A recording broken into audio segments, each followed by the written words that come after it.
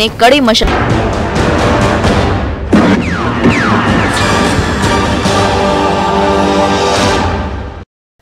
बात जुर्म से जूझते आवाम की हो या फिर समाज में बढ़ते क्राइम ग्राफ की, अपराध की हर सूरत के पीछे छिपा होता है कोई न कोई गुनहगार।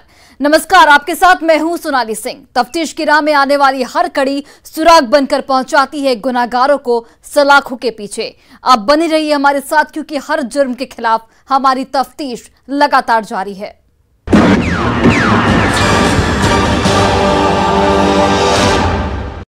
सोनम कुमारी, यही वो नाम है जिसकी कत्ल के बाद इमामगंज से लेकर रानीगंज तक आक्रोश की आग धधकने लगी थी। परिजन सोनम की शव को सड़क पर रखकर आरोपी की गिरफ्तारी की मांग कर रहे थे, जिसे चैलेंज के तौर पर लेते हुए पुलिस ने तफ्तीश करनी शुरू कर दी। और इस दौरान पुलिस को सोनम की फाइल से एक बंदूकबाज की तस्वीर मिली, जो पुलिस के लिए सुराग बन गई। और उस बंदूकबाज के जरिए पुलिस सोनम के कातिल तक पहुंच गई और हाथों में हथकड़ी पहना दी। कौन है वो कातिल और क्या कत्ल के पीछे की कहानी है, इस रिपोर्ट में देखिए।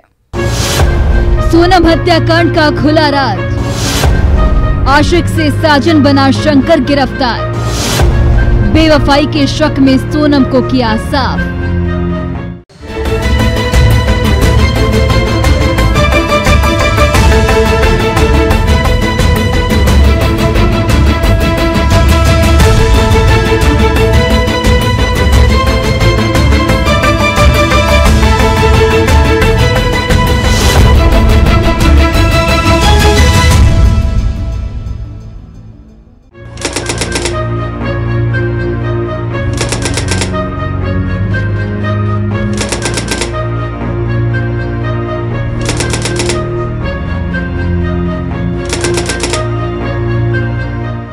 यही वो तारीख है, यही वो जगह है जहां से तस्वीरों में दिख रही ये लड़की अपने घर से दिन के करीब 10 बजे कॉलेज के लिए निकली थी, ये बोलकर कि पंजीयन रसीद लाने जा रही हूँ, लेकिन ये घर लौटकर वापस नहीं आई। जिसके बाद परिजनों ने 4 सितंबर की सुबह इमामगंज थाने में पहुंचकर अपहरण की शिकायत दर्ज कराई थी, जिसे आधार बनाकर पुलिस भी तफ्तीश में जुट गई थी। पुलिस अभी जाँच ही कर रही थी कि 4 सितम्बर की देर शाम उसकी लाश मिली, जिसे अंजाम तक पहुंचाने के लिए धोखे से 3 सितंबर को सोनम को मिलने के लिए बुलाया, जिसके गले में चाकू फंसा हुआ था। उसके बाद से परिवार में मातमी सन्नाटा पसर गया था। चीख पुकार और चित्कार की आवाज घर में गूंजने लगी थी और पुलिस फिर से मामले की तफ्तीश में जुट गई थी, जिसका नाम सोनम कुमारी है। सोनम पढ़ना चाहती थी,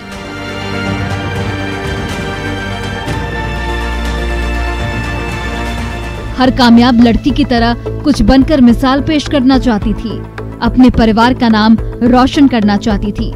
लेकिन इस होनहार बेटी को किसी की बुरी नजर लग गई और वो काल की गाल में समा गई।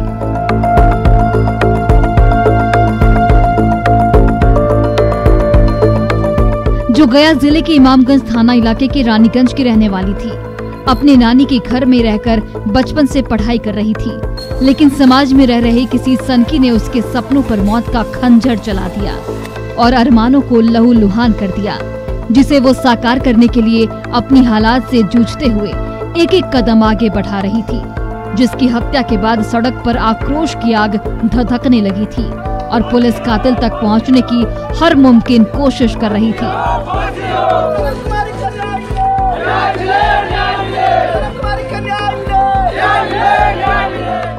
बारीकी से सोनम के कमरे की तलाशी ले रही थी, जिस दौरान पुलिस को एक तस्वीर सोनम की फाइल में मिली थी। आपकी टीवी स्क्रीन पर चल रही यही वो तस्वीर है जिसे पुलिस ने सोनम की फाइल से बरामद किया था, जिसके बाद परिजन आशंका जताने लगे थे, हो सकता है कि इसी बंदूकबाज ने एक तरफा इश्क में सोनम की जान ली हो। तब इस युवक का नाम सामने नहीं आया था, जिसे चैलेंज के तौर पर लेते हुए पुलिस ने तफ्तीश शुरू कर दी थी। जैसे जैसे जांच की दिशा आगे बढ़ती गई, तस्वीरों में दिख रहे युवक की सच्चाई सामने आती गई और पुलिस ने उसका नाम, पता और ठिकाना भी ढूंढ निकाला, वो भी 72 घंटे में। बताएंगे इसके पीछे की पूरी कहानी, लेकिन उससे पहले इस शख्स की गिरफ्तारी को लेकर पुलिस ने क्या कुछ कहा वो सुन लीजिए। उसके बाद जब उसके घर में सर्च किए तो कुछ फोटोग्राफ्स वगैरह हमें प्राप्त हुए, जिसकी पहचान शंकर दास कराहनी के रूप में हुई। कराहनी का रहने वाला है। जब इसके बारे में हम लोग तथ्य अनुसंधान किया और बाकी लोगों से पूछताछ किए तो हमारे तथ्य साइंटिफिक अनुसंधान के आधार पर इसको गया से गिरफ्तार किया गया। गिरफ्तारी के पश्चात सारे केस का उद्भेदन हुआ। सही सुना आपने। तस्वीरों में दिख रहे इस युवक का नाम शंकर दास है।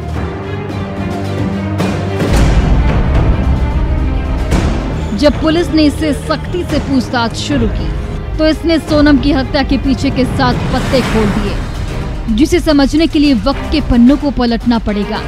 पुलिस और आरोपी शंकर के मुताबिक दोनों में पिछले कई सालों से प्रेम प्रसंग चल रहा था। दोनों समाज और परिवार की नजरों से नजरें चुराकर चोरी छिपे कॉलेज जाने के बहाने मिला जुला करते थे, जिसकी तस्दीक ये तस्वीरें कर रही हैं, जिसे आरोपी शंकर ने खुद सोशल मीडिया पर वायरल किया है। देखिए कैसे दोनों एक दूसरे की बाहों में आराम फरमा रही हैं।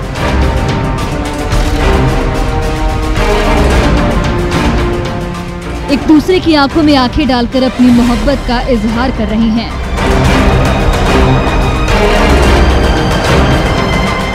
होटल में संग दिल सनम बनकर प्यार की चाशनी में डूबे रसमलाई की लुत्फ उठा रही हैं और मुस्कुरा रही हैं।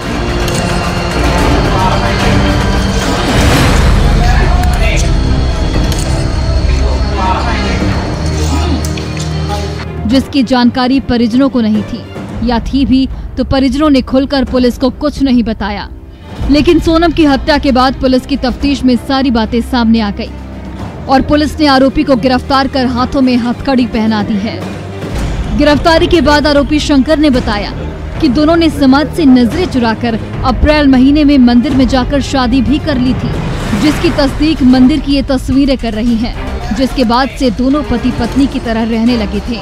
सोनम अपनी ननिहाल में रहने लगी और शंकर गया में।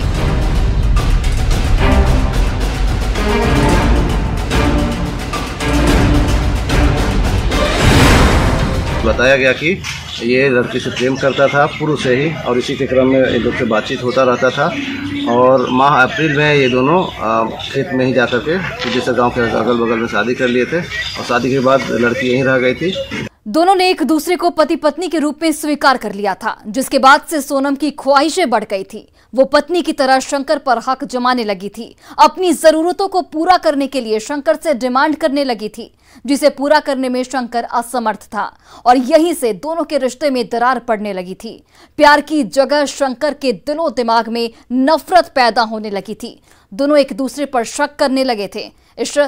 इस शक का अंजाम क्या हुआ, ये देखना आपके लिए बेहद दिलचस्प होगा। बीच बीच में कुछ दिन के बाद लड़की मांग चूंकि पत्नी की तरह रहने लगी थी तो वो उसको मांग करने लगती थी, कभी मोबाइल कभी कुछ और चीज़।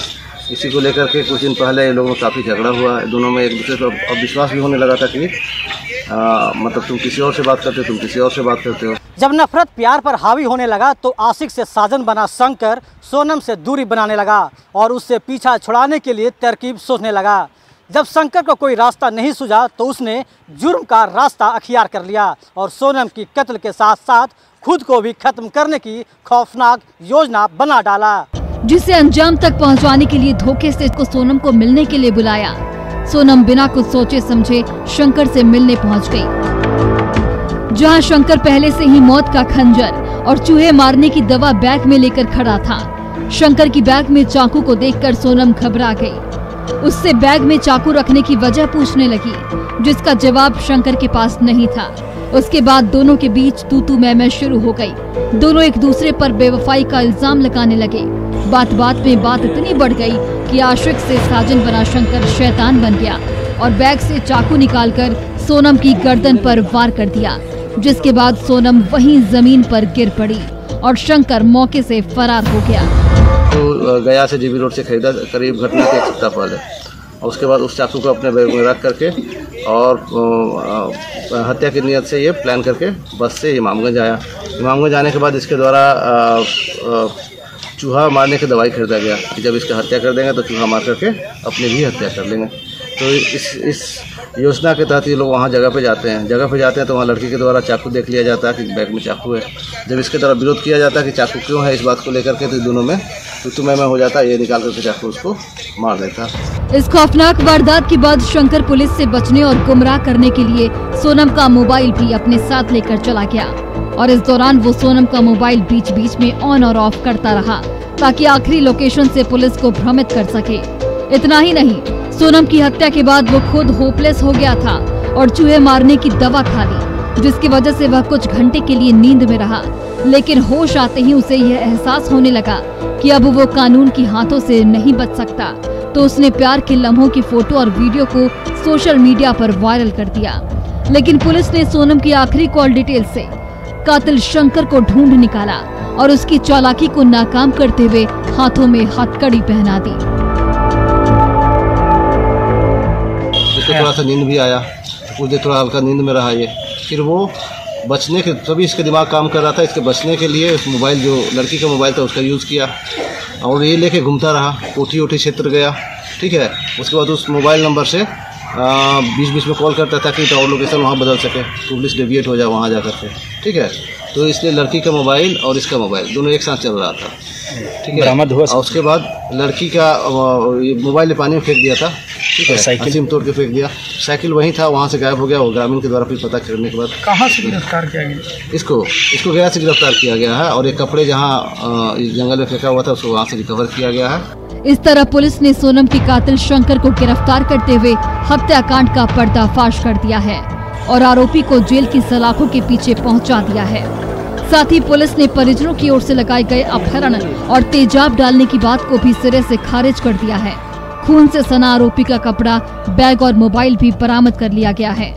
लेकिन जिस तरह से आशिक से साजन बने शंकर ने सोनम की ख्वाहिशों से पीछा छुड़ाने के लिए धोखे और साजिश की जाल बुनी थी, वो बेहद खौफनाक और खतरनाक थी। लेकिन इस कहानी का क्लाइमेक्स इससे भी ज़्यादा हैरान और स्तब्ध कर देने वाला है। अगर आप सोच रहे होंगे कि कातिल का चेहरा बेनकाब हो गया हो तो कहानी का भी द एंड हो गया है, लेकिन ऐसा नहीं है।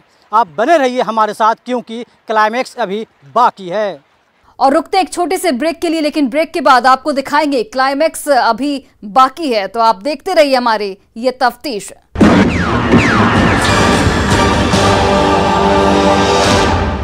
Witches 26 पर काबू पाया, लेकिन तब तक ट्रक में रखे सामान पूरी तरह जल चुके थे। तस्वीरों में देखा जा सकता है कि बीच सड़क पर ट्रक धूं कर जल रही है।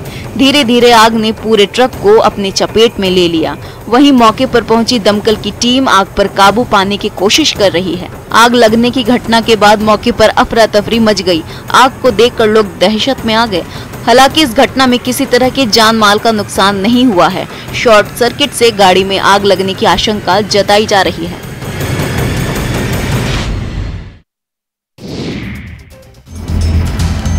जहानाबाद में अवैध नर्सिंग होम का धड़ल्ले से संचालन हो रहा है। ये सब कहीं और नहीं बल्कि स्वास्थ्य केंद्र के पास ही हो रहा है। काको स्थित सामुदायिक स्वास्थ्य केंद्र के पास ही अवैध नर्सिंग होम का संचालन हो रहा है, जिसका खुलासा स्वास्थ्य विभाग की छापेमारी में हुआ है। खबर के मुताबिक स्वास्थ्य केंद्र के अधिकारियों ने गुप्त सूचना के आधार पर छापेमारी की, जिसके बाद इसका खुलासा हुआ। छापेमारी में स्वास्थ्य कर्मियों के मिलीभगत की भी बात सामने आई है। सरकारी अस्पताल में दलाल मरीजों को बेहतर इलाज का झांसा देकर उन्हें फर्जी तरीके से संचालित नर्सिंग होम में इलाज के लिए मजबूर करते हैं, जहां अस्पताल में तैनात स्वास्थ्य कर्मी उनका इलाज करते हैं, जिसके कारण कई बार मरीजों को परेशानियों का सामना करना पड़ता है। बताया जा रहा है कि इस गंभीर मामले की जानकारी होने के बावजूद भी अस्पताल प्रशासन द्वारा कोई कार्रवाई नहीं हुई है। अस्पताल प्रशासन पूरे मामले में मूक दर्शक क्यों बना रहा, ये भी एक बड़ा सवाल है। हालांकि छापेमारी के बाद स्वास्थ्य विभाग मामले की जांच कर रहा है।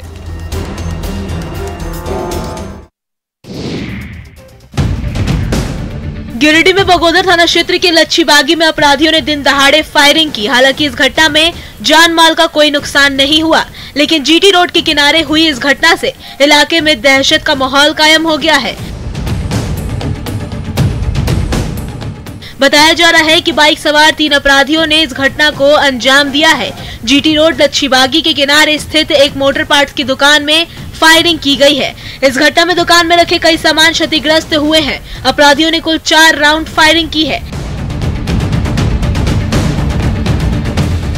घटना की सूचना मिलने के बाद बगोदर थाना प्रभारी नीतीश कुमार मौके पर पहुंचे और सीसीटीवी के जरिए अपराधियों की पहचान में जुट गए। मौके से पुलिस ने खोखा भी बरामद किया है। इस घटना के बाद से इलाके में दहशत का माहौल है। वहीं बगोदर विधायक विनोद सिंह ने भी घटना पर दुख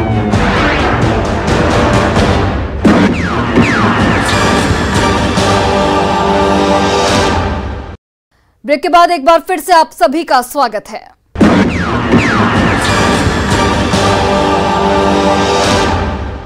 मोहब्बत के दीवानों की खूनी कहानी का यहीं पर दे एंड नहीं हुआ। प्रेमिका सोनम की कत्ल के बाद शंकर खुद जेल की सलाखों के पीछे पहुंच गया, जिसकी अरेस्टिंग के बाद पुलिस ने भी अपनी पीठ खूब थपथपाई थी। लेकिन शातिर शंकर ने थाने की हाजत में जो साजिश रची, उससे पूरा पुलिस महकमा सवालों के कटघरे में खड़ा हो गया। क्लाइमेक्स अभी बाकी है, में देखिए हाजत से लेकर खौफनाक साजिश तक की कहानी।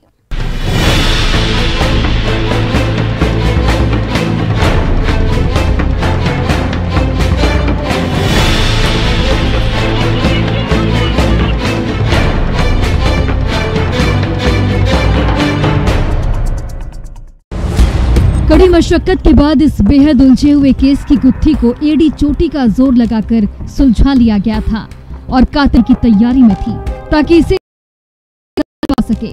लेकिन तभी थाने की हाजत में कुछ ऐसा हो गया जिसकी उम्मीद किसी ने नहीं की थी। शंकर हाजत में जरूर बंद था, लेकिन शंकर उसका शातिर दिमाग दौड़ा रहा था। पुलिस गिरफ्तारी के बाद राहत की सांस ले रही थी और दूसरे केस की गुत्थी को सुलझाने में दिमाग लगा रही थी। और शंकर हाजत में दूसरी साजिश का सीक्रेट जाल बुन रहा था, जिसके बारे में पुलिस सोच भी नहीं सकती थी। दिन ढलने को था, वक्त अपनी गति से गुजर रहा था और शंकर के दिमाग में भी एक खतरनाक प्लान आकार ले रहा था। अंधेरा कायम हो रहा था और वो अपनी साजिश के करीब आ रहा था। इधर पुलिस अरेस्टिंग के बाद निश्चिंत होकर अन्य मामलों की गुत्थी को सुलझाने में लगी थी। धीरे धीरे सूरज डूब चुका था, रात का घना अंधेरा अपना विस्तार ले रहा था। इसी बीच शंकर ने अपनी साजिश को अंजाम तक पहुंचा दिया। स्याह रात की ये साजिश इतनी हैरान कर देने वाली थी कि सुबह होते ही पुलिस के हाथ पांव फूलने लगे। थाने में तैनात कानून के एक कारिंदे ने जैसे ही हाजत की ओर देखा, उसके पैरों तले जमीन खिसक गई, आंखें फटी की फटी रह गई। शंकर हाजत में फांसी के फंदे से झूल रहा था। उसने अपने कमीज को ही अपनी खुदकुशी का हथियार बना लिया था और उसी को गले में लगाकर झूल गया था। दूसरे से हमने डीएसपी साहब को नंबर लिया है। हमने डीएसपी साहब से पूछे क्या हुआ सर, वो जो शंकर दास जो कल कस्टडी में फांसी उसका क्या हुआ, तो फांसी लगा के हाजत में मतलब डीएसपी साहब आपको बताए कि हाजत में फांसी लगा करके मर गया। कितना बताए थे? लगभग 7 से 8 बजे। मृतक कौन थे आपके? मैं शंकर दास मेरा भतीजा है। जो पता चला कल रात का अर्ली मॉर्निंग का सुबह में उसने अपने जो पेंट है उसको उतार कर अपना जो हाजत का गेट होता है उसमें फंदा लगाकर अपनी जान दे दी। तो ये आया है और इसमें जो बाकी जितनी भी गाइडलाइंस हैं NHRC की हैं, माननीय न्यायालय की गाइडलाइंस हैं इस प्रक्रिया में, वो हम लोग फॉलो कर रहे हैं, जिसमें रजिस्ट्री इंक्वायरी है, रजिस्टर्ड इंक्वेस्ट है, जो वीडियोग्राफी पोस्टमार्टम की और मेडिकल रिपोर्ट के द्वारा पोस्टमार्टम, सारी प्रक्रियाएं हम लोग फॉलो कर रहे हैं। हाजत में शंकर की खुदकुशी की खबर सुनते ही उसके परिजन आनन फानन में इमामगंज थाने पहुंच गए और हंगामा करने लगे, पुलिस पर सवाल खड़े करने लगे और एक बार फिर से सड़क पर आक्रोश की आग धधकने लगी। इस बार सोनम के लिए नहीं, आरोपी शंकर के लिए। परिजन बार बार पुलिस से सवाल पूछ रहे थे, लेकिन पुलिस के पास कोई जवाब नहीं था। जो पुलिस सीना तान कर शंकर की गिरफ्तारी कर अपनी पीठ थपथपा रही थी, वो अब मुंह छिपा रही है और जवाब देने से कतरा रही है। लेकिन इन सवालों का जवाब पुलिस को देना पड़ेगा, क्योंकि हाजत में होने वाली कोई भी मौत पुलिस को कटघरे में खड़ा करती है, जहां परिंदा भी पर मारने से पहले 100 बार सोचता है। क्यों भेज दिया गया है? हम बोले हैं कि जब तक हम नहीं आएंगे लाश मत जाने दीजिएगा। आपका क्या आरोप है? मेरा आरोप है कि हमने बोले कि जब तक हम लोग पूरा परिवार देख नहीं लेंगे तब तक लाश नहीं जाने दीजिएगा पोस्टमार्टम के लिए। अच्छा ठीक है, आप आइए, जल्दी आइए, हम कल गाड़ी पकड़ रहे मारे हैं, तब तक ये भेज दिया क्यों? तो क्या लग रहा है पुलिस के द्वारा हत्या? हाँ, पुलिस के द्वारा हत्या ही किया गया है। ऐसे में सवाल ये है कि पुलिस कस्टडी में भी शंकर सुरक्षित क्यों नहीं था? पुलिस शंकर की आत्मघाती इरादे को क्यों नहीं भांप पाई? शंकर को सुरक्षित रख पाने में पुलिस क्यों फेल हुई? हत्या के एक शातिर आरोपी को लेकर पुलिस क्यों लापरवाह थी? शंकर की खुदकुशी का जिम्मेदार कौन है? किसी भी अगर जांच में किसी भी तरीके की जिसकी भी लापरवाही इसमें या दोषी पाए जाए तो उसमें उसके हिसाब से कार्रवाई की जाए। तो परिजन का आरोप है कि शायद पुलिस के द्वारा मारा गया, उसको किस तरीके से आप सेटिस्फाइड कर पाए? हाँ, तो वो उसमें है क्योंकि हमारे पास सारी जो थाना में सीसीटीवी कैमरास लगे हुए हैं जो जांच में भी आएंगे आगे, तो वो हमारे पास टेक्निकल है एविडेंस कि कैसे कैसे जो भी घटना हुई है। तो सीसीटीवी कैमरा तैनात तो उस हाजत में भी कैमरा लगा हुआ है, तो उससे भी चीज़ क्लियर हो जाएगी सारी। ये वो तमाम सवाल हैं जिसके जवाब परिजन पुलिस से मांग रहे हैं। ऐसे में अब देखने वाली बात यह है कि पुलिस इन सवालों का माकूल जवाब किस तरीके से देती है। लेकिन इतना तो तय है कि इस प्रेम कहानी में जितने उतार चढ़ाव आए वो आमतौर पर बहुत कम देखने को मिलते हैं। इस कहानी का कैरेक्टर पहले प्यार में खो जाता है, फिर पीछा छुड़ाने के लिए अपनी माशुका की जान ले लेता है और गिरफ्तारी के बाद अचानक वो हाजत में फांसी लगाकर अपनी जान भी ले लेता है। ये तो वही बात हो गई, तुम्हें तो हम ले ही जाएंगे लेकिन खुद भी मर जाएंगे। इस कहानी में सबसे बड़ा सबक यही है, इंसान को परखिए, खासकर तब जब वो आपके दिल के करीब आ रहा हो। संबंधों को सिर्फ भावनाओं के ही तराजू पर नहीं, वक्त के तराजू पर भी तौलिए। न्यूज़ 18 के लिए गया से एलन लिल्ली के साथ ब्यूरो रिपोर्ट। अपराधी चाहे लाख शातिर हो, तफ्तीश की दिशा अगर सही है तो बच नहीं सकता कोई गुनाहगार सलाखों के पीछे जाने से। तो पुलिस चाहे सोई हो, मुजरिम चाहे कोई हो, आप बने रहे हमारे साथ, क्योंकि हर जुर्म के खिलाफ हमारी तफ्तीश लगातार जारी है।